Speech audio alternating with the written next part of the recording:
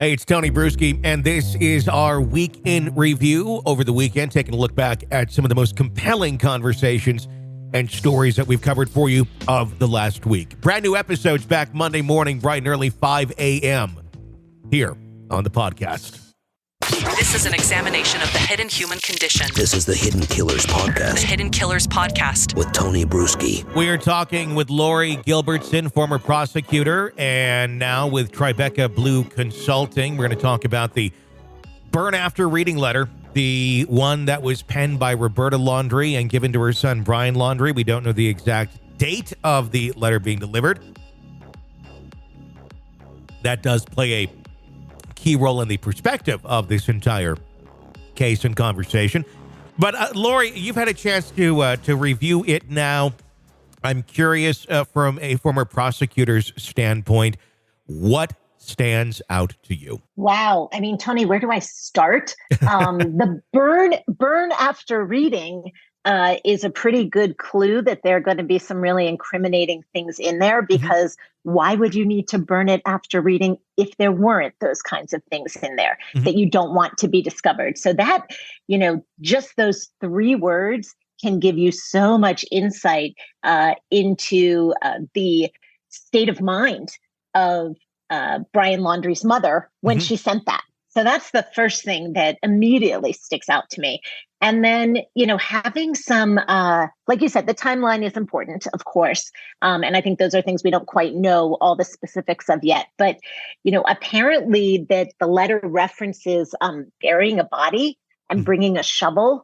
I mean, that is also some real serious instruction as to some really serious criminal acts, which we know, ultimately many of those occurred. Yeah. So, yeah, it's, I think this is coming out in a civil suit. Yes. But it is just so incriminating, as a prosecutor to have this kind of thing in a criminal suit. I would be pretty happy about it in terms of the strength of that evidence and what it shows about the intent of the person writing it. And also, where the person receiving it might be in their life, that the person writing it thinks that these are things that are relevant and important, and also so secretive and dangerous and incriminating as to the need to burn it after reading it.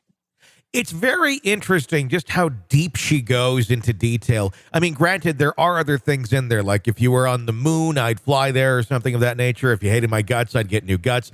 It's not all just about burying a body. But it looks absolutely horrible. Obviously, the optics of this are horrible because of the context of everything that happened.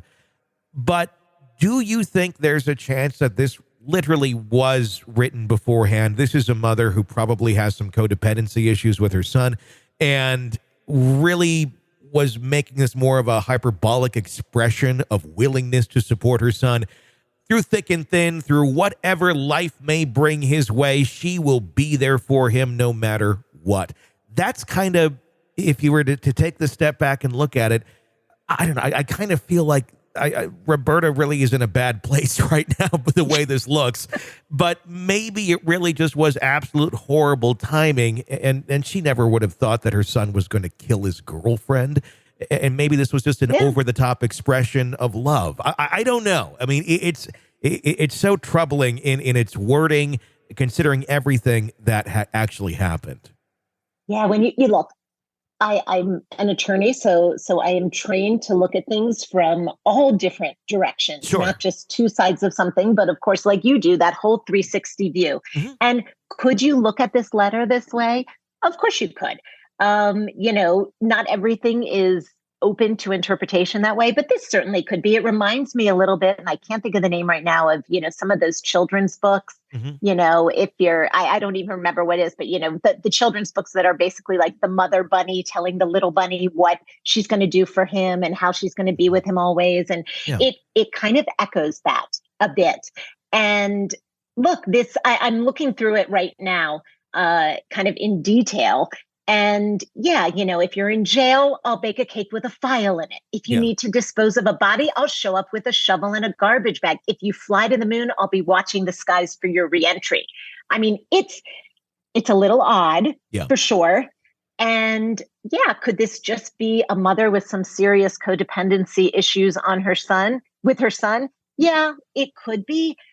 But when you do look at it in the context of everything that happened, it just is even stranger than that, given, the circumstances of everything that happened afterwards. It does make it even stranger.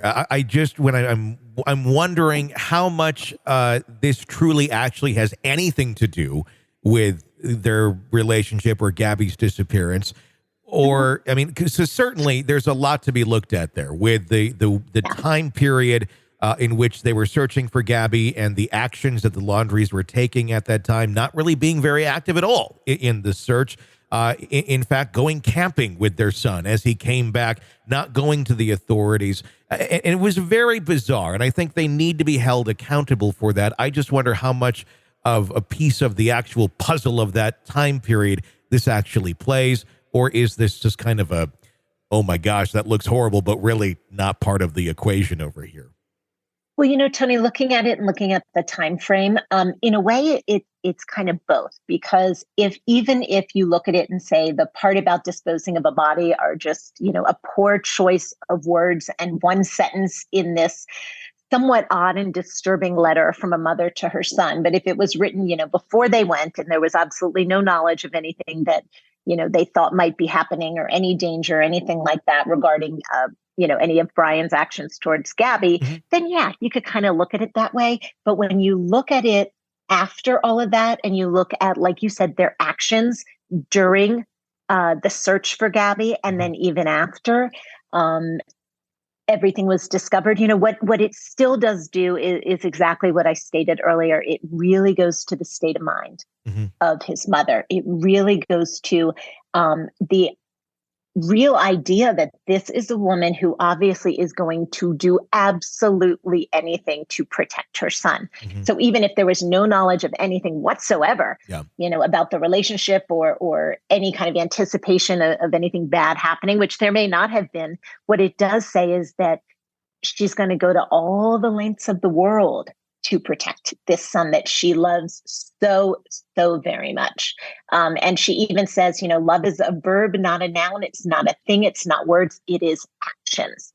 So let's look at her actions during this whole search, during everything with him. Look at her actions and you're able to tell her intent a lot from this letter. It very much outlines their behavior that took place while the search was going on. So even if this has nothing to do with the actual case itself, it does say, I'd do anything for you. And if that means covering this up or trying to conceal this for as long as I can for your good, she'd essentially do it. She essentially, without words says that in that letter that anything is possible. Nothing's off the table to protect her son.